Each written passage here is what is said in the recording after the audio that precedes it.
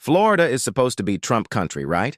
Well, not so fast. Democrats just pulled off a shocking overperformance in 2 Florida special elections, the same state Trump won by 13 points. It is a result that has political analysts scrambling and the GOP asking one big question. Is Florida really starting to turn blue again? Or is this just a blip on the radar? Let's break it down. On Tuesday night, Democrats delivered not one, but 2 decisive wins in Florida's state legislature. Rashan Young dominated House District 40 with 75% of the vote, 8 points higher than Kamala Harris pulled in the same area back in 2024. And Leavon Bracie Davis swept Senate District 15 with 73%, outperforming Harris's numbers there by a jaw-dropping 12 points. Combined, Democrats overperformed by roughly 20 points.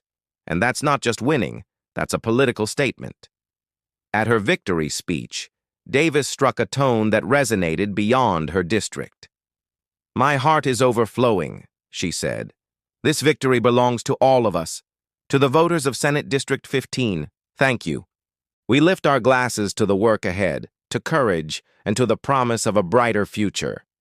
The crowd erupted in applause, but political insiders were already asking, what does this mean for Trump's Republican stronghold? For years, Florida has been branded as deep red territory, a conservative fortress where Trump and DeSantis dominate. But for Floridians on the ground, the reality has always been more complicated. Beneath that red surface lies a deep streak of blue that never really disappeared.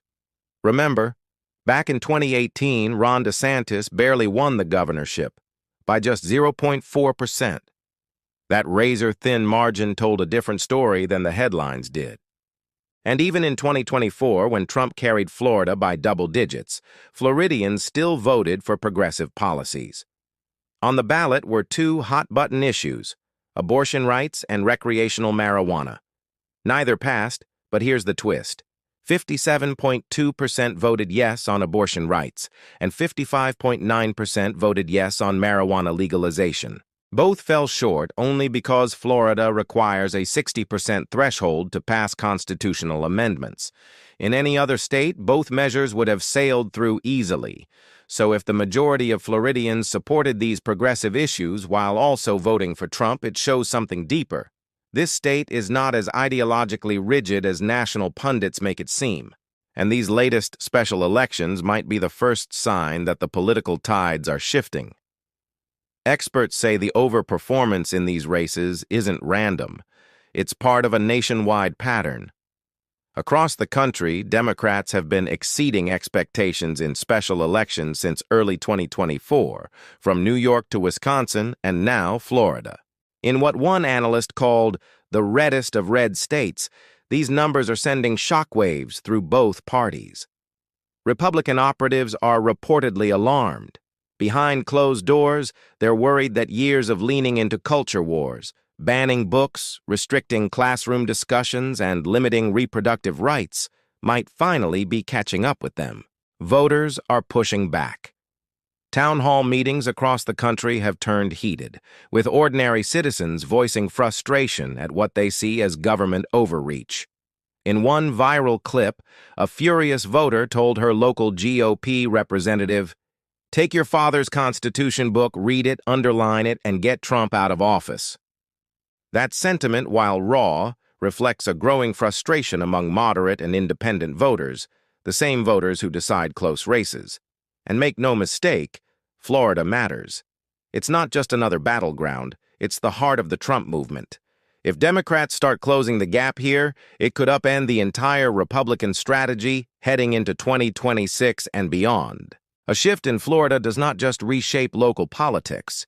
It sends a national signal that even Trump's home turf is not immune to political realignment. Still, it's important to stay grounded. 2 special elections don't guarantee a blue wave. Turnout in these races is small, and local factors always play a role. But taken together with the broader trend, strong Democratic performances in red states, continued voter backlash against GOP policies, and shifting demographics in the suburbs, the message is clear. Florida is not a done deal for Republicans anymore.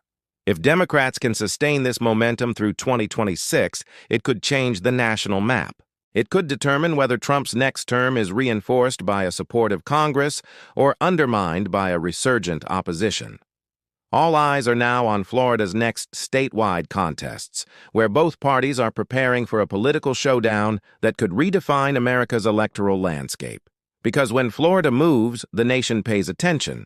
The next 18 months will decide whether this was a one-off or the beginning of a genuine Florida comeback for Democrats. Either way, the Sunshine State just got a lot more interesting. Thanks for watching. If you found this breakdown insightful, make sure to like this video, subscribe to the channel, and hit the notification bell so you never miss our updates. What do you think? Is Florida turning blue again, or is this just a temporary swing?